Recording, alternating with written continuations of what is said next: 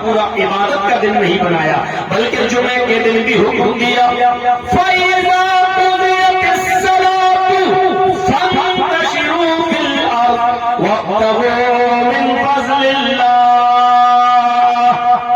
فَإِذَا قُضِيَتِ الصَّلَاةُ فَانتَشِرُوا فِي الْأَرْضِ، اور جب جمعے کی نماز ادا کر لو، جب جمعے کی نماز پڑھ لی جائے، جب جمعے کی نماز مکمل ہو جائے، تو اب تم مسجد میں کیوں بیٹھے ہو؟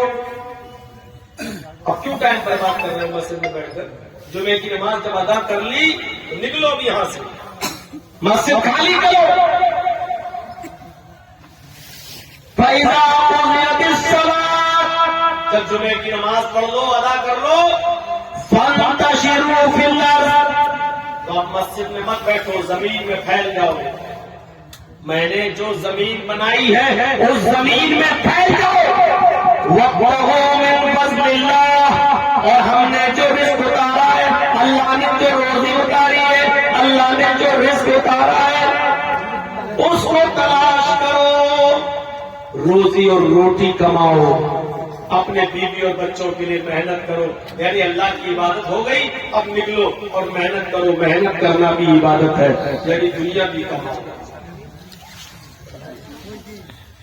ان آیتوں سے کیا پتا چلا؟ ایک طرف اللہ کہہ رہا ہے دنیا کماؤ، ایک طرف اللہ کہہ رہا ہے کہ دنیا میں محنت کرو، مزدوری کرو، دنیا حاصل کرو، اور ایک طرف اللہ کہہ رہا ہے کہ دنیا کی زندگی دھوکے کی زندگی ہے، ایک طرف اللہ کہہ رہا ہے کہ دنیا کی زندگی سامان دھوکے کا سامان ہے، ایک طرف اللہ کہہ رہا ہے کہ فلا تغرنکم الحیات الدنیا، کہیں دنیا کی زندگی تمہیں دھوکے میں نہ ڈال دے۔ وہی اللہ دنیا کی زندگی کو دھوکہ بھی کہہ رہا ہے، اور وہی اللہ یہ بھی کہہ رہا ہے کہ تم نماز پڑھو تو جاؤ اور دنیا کماؤ، حاصل کرو، روزی روٹی بھی کماؤ۔ پتہ یہ چلا کہ ہمیں دونوں کے بیچ میں رہنا ہے، یعنی دنیا میں اتنا دل نہیں لگانا ہے کہ ہمیں صرف دنیا ہی دنیا نظر آئے، اور آخرت کے لیے ہم کچھ نہ کریں، اور ہمیں اتنا زیادہ دنیا چھوڑنا بھی نہیں ہے کہ ہم 24 گھنٹے عبادت میں لگے رہیں اور بیوی بچوں کو بھول جائیں۔ بیچ میں ہمیں رہنا ہے، بیچ کا راستہ اختیار کرنا ہے۔ میرے پیارے ساتھیوں، حضرت عمر فاروق کے پوتے چالو ہو گیا، دیکھے ہم چلے جائے تو فائدہ کم لگا، بولے کہ اسٹاف دیا ہوا چالو ہو گیا۔ حضرت عمر فاروق کے پوتے کا نام تھا سالم۔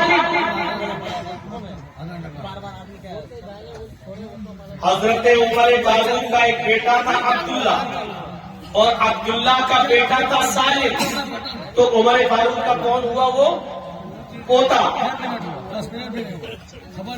بھیا یہاں سامنے بول رہے ہو یار، یہ تو پردہ جلاؤ یا پھر بیٹھو تو خاموش رہو۔ یا کوئی آدمی آپ کو پورا پیسہ دے رہا تو کام تو پورا لے گا نا۔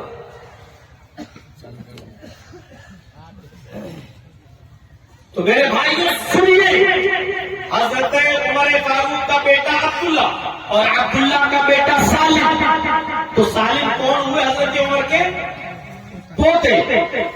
سالم ابن عبداللہ ابن عمر احرام پہنے ہوئے، چادر لپیٹے ہوئے، طواف کر رہے ہیں خانہ کعبہ کا۔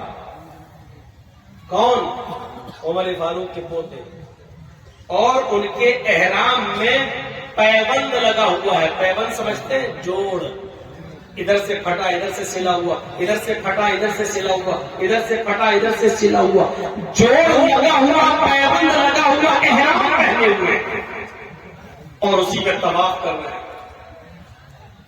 عمر کے پوتے۔ جبکہ عمر وہ شخصیت گزر چکی جس نے 22 لاکھ مقامین پر حکومت کی، جس نے ایران پر، عراق پر، مصر پر، شام پر، فلسطین پر، اردن پر، آذربائیجان پر، سیریا پر، دمشق پر، ان تمام ملکوں میں حضرت عمر نے حکومت کی۔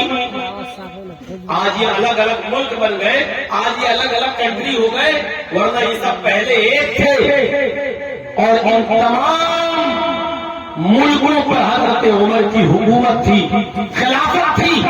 آپ اندازہ لگائیے حضرت عمر فاروق کے پوتے کے پاس ایک صحیح سالم کپڑا بھی نہیں ہے، ایک اچھا کپڑا